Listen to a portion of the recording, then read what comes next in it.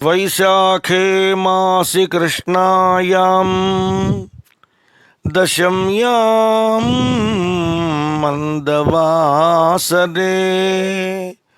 पूर्वाभाद्रप्रसूताय मंगళం శ్రీ హనుమతే.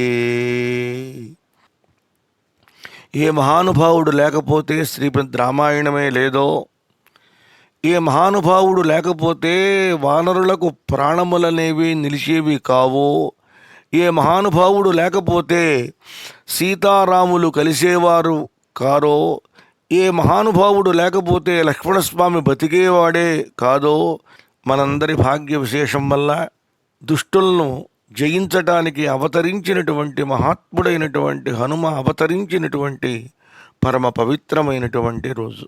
అటువంటి మహానుభావుడైనటువంటి హనుమ రామ కార్యం కోసం అవతరించాడు. రాముని అనుగ్రహ విశేషం వల్ల అపారమైనటువంటి దివ్యత్వాన్ని పొంది ఎంత ఎదిగినా అంత ఒదిగి ఉండమని శాస్త్రం చెబుతోంది. కాబట్టి ఆ మహానుభావుడు భక్తులందరి విషయంలో కూడా తాను కొంగు బంగారమై నిలిచినటువంటి మహనీయుడు. ఆ మహానుభావుణ్ణి మనం స్మరించుకుంటే మనకు రానిది లేదు, కానిది లేదు.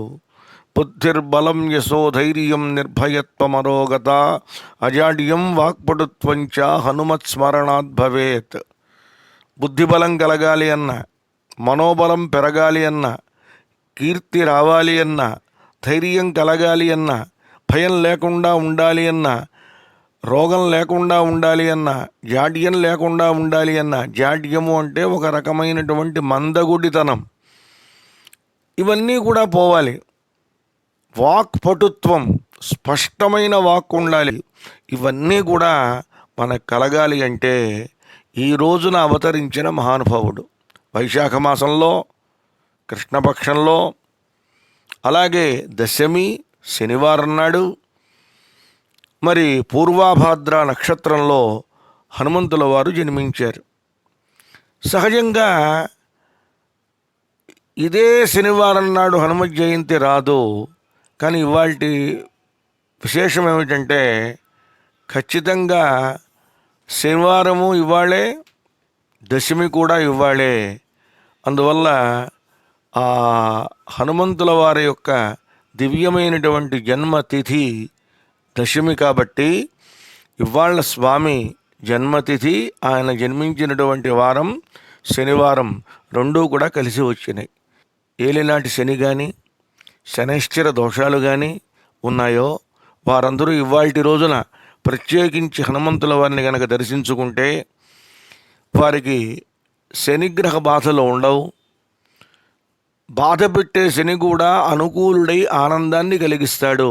కాబట్టి ఈ రోజున అందరూ కూడా ఒకవేళ ఉదయం కుదరకపోతే సాయంత్రమైన హనుమత్ సంబంధమైనటువంటి దేవాలయాలకు, హనుమదాలయాలకు వెళ్ళి ఆ మహానుభావుణ్ణి దర్శించి ముఖ్యంగా ఆయన సింధూరాన్ని నొసట ధరించండి. హనుమా, నీవు తప్ప నాకు వేరొకరు దిక్కు లేదు, నన్ను నువ్వే కాపాడు అని ఒక్కసారి చేతులు జోడించి ప్రార్థించండి.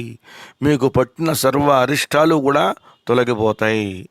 ఈ అవకాశం నాకు కలిగినందుకు మీ అందరికీ కూడా ధన్యవాదాలు చెప్పుకుంటూ సెలవు తీసుకుంటున్నాను. స్వస్తి.